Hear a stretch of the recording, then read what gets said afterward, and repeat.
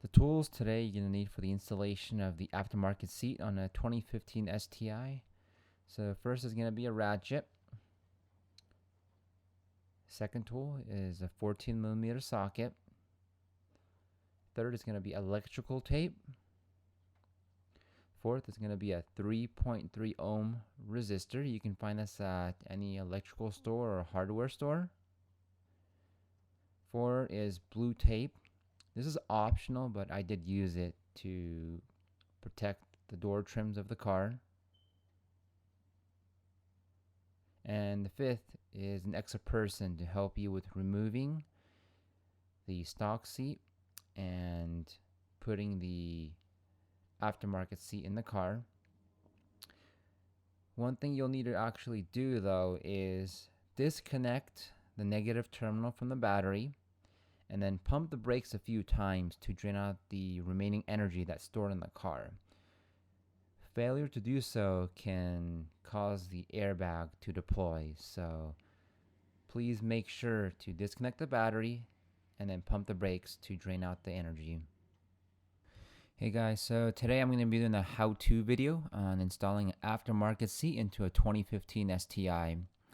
So as you can see here, before we get started with the installation, we're going to go ahead and actually tape off some parts of the car, like the door panels and the side skirts and the door sill, including some of the trim there. And this is just to make sure that when we go to remove the seat, we don't cause any damage.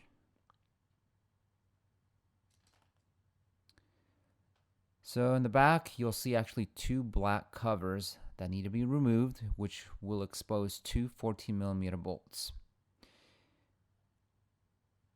Okay, so we got the black covers removed, which again, they expose the 14mm bolts. You can see here on the covers, there's a tab there. Just point it with my finger.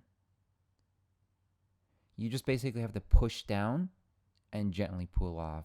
Do not use too much force because you can actually snap off these tabs here, which would render these covers useless. So just be careful with this part. And next step, you just go ahead and just remove the 14mm bolts. Okay, so now we have the two 14mm bolts removed from the rear of the car. We're going to go ahead and move on to the front. Again, in the front, there are two more 14mm bolts that need to be removed. There are no covers here, so we just go ahead and unbolt these. And then we don't want to remove the seat quite yet because there are actually three connectors that are connected from the chassis to the seat itself. So before I show you guys the underside of the seat, I just wanted to actually first show you what the bolts look like removed. So that was the back side. We're going to go ahead and move on to the front right here. And there's two more bolts right there. So you see the holes are exposed now. So the front actually uses black bolts, and the rear, as you can see here, they use silver bolts.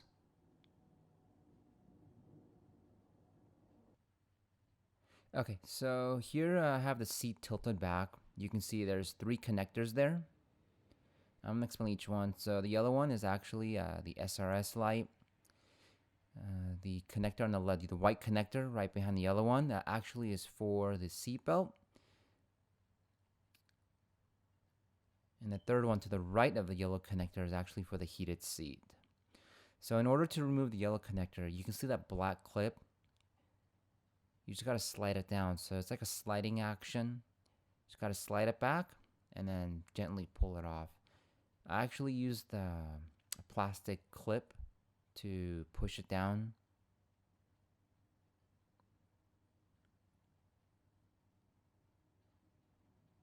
And then you can see the white connector there. You can see it actually slides on to a metal bracket on the seat. So you just want to go ahead and slide that off. And then it'll expose a small clip, which you just push down and you pull off.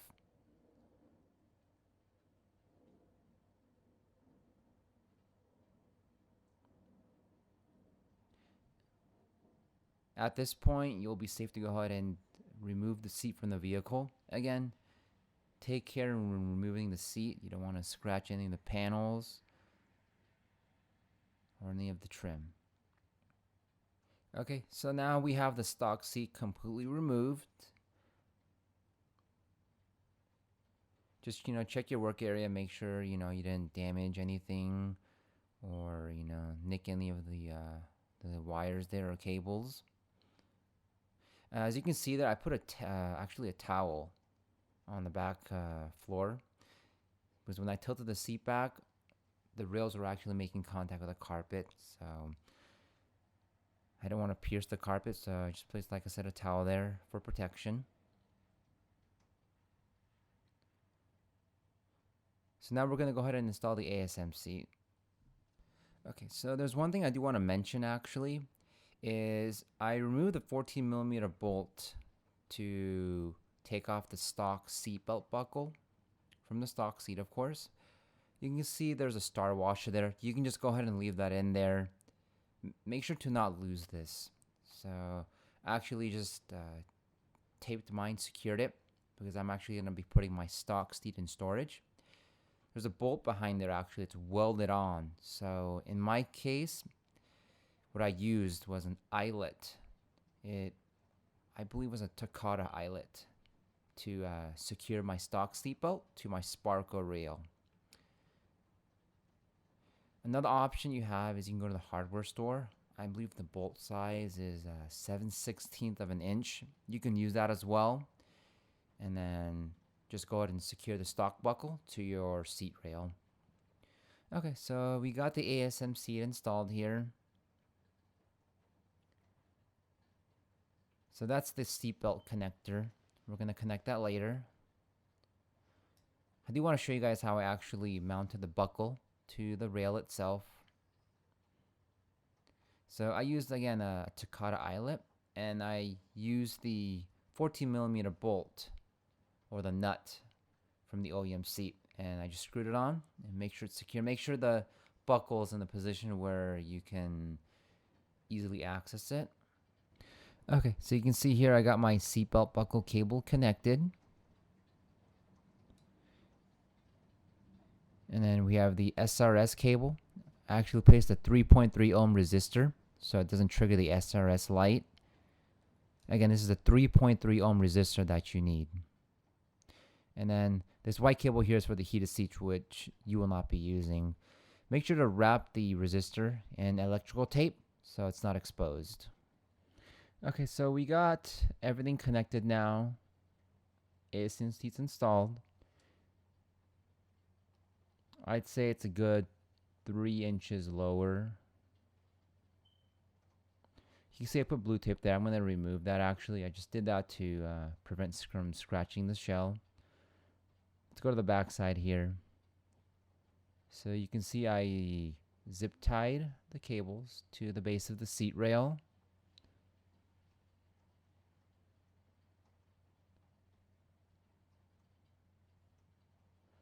Make sure those 14mm bolts on both the front and back side are snug.